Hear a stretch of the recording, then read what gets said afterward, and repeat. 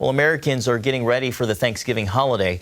This year, however, soaring food prices are adding to the cost of the traditional turkey dinner, and that's forcing some to cut back or even cancel their celebrations. As Charlene Aaron reports, at least one supermarket chain is sacrificing profits to help families fill their tables.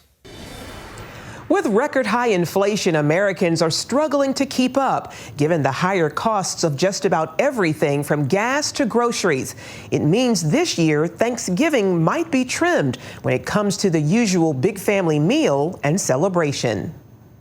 According to a study by Personal Capital, an online wealth management company, 1 in 4 Americans say they're skipping Thanksgiving because they can't afford the holiday meal this year. 1 in 3 say they're hosting a smaller dinner due to higher food prices.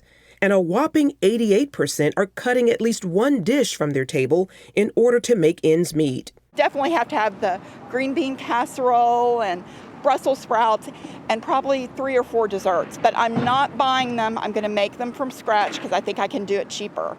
This year, turkey costs 20% more than 2021. Experts say the biggest factor driving up those prices, a wave of bird flu that hit in the spring. It's about 5% of total national production has been taken offline because of avian influenza. And so you remove birds from the market, that's less available for you and I as food consumers. And so you and I end up bargaining against each other for the smaller quantity of remaining supplies, and that pulls up prices. We might just not buy one, might just do like a ham or some fish or something local, pasta.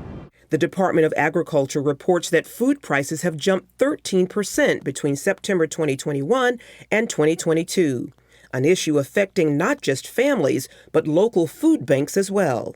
Food costs have gone up dramatically for food banks. The cost of shipping and of products has gone up significantly, almost to the point that sometimes we're paying more for shipping than the actual product. Christopher Tan heads the Food Bank of Southeastern Virginia and the Eastern Shore. We started ordering turkeys in June.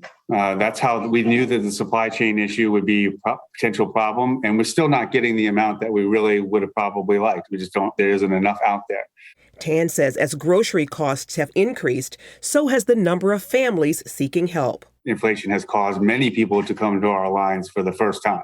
So we see a lot more working families who are working and employed, but their food budgets have drastically increased. And so they're using the food bank as a way to supplement that budget.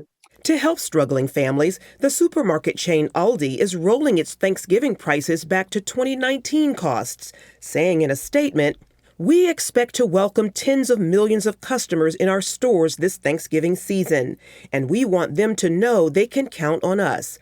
So why not attempt that additional side dish this year, or invite over a few more friends or family members?"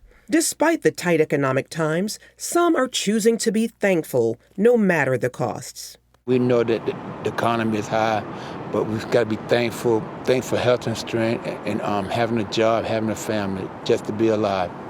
Charlene Aaron, CBN News. Gordon, I agree with Charlene, being thankful no matter the cost. And that's the purpose of the holiday. It's called Thanksgiving for a reason.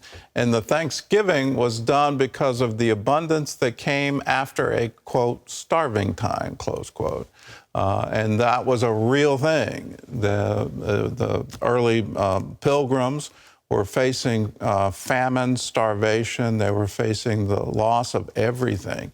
And then suddenly God provided, and they gave thanks. They held a Thanksgiving feast for the provision that God had given them. So let's do that this Thanksgiving, regardless of how big of a spread you have or how small of a spread you have. Give thanks over it. And there's a wonderful way to look at it, that even if there's nothing kicking in the stall and there's no fruit on the vine and the crop hasn't come in, yet I will praise him. And in that, give thanks to God for what he's given us and will give us in the future.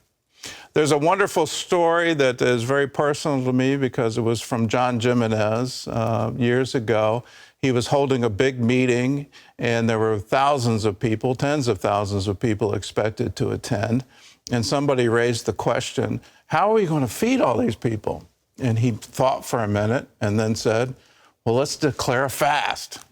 So there's different ways to do this, and let's just keep God in mind that He is the provision for us. He is our provider. So let's give Him thanks for what He's about to break through and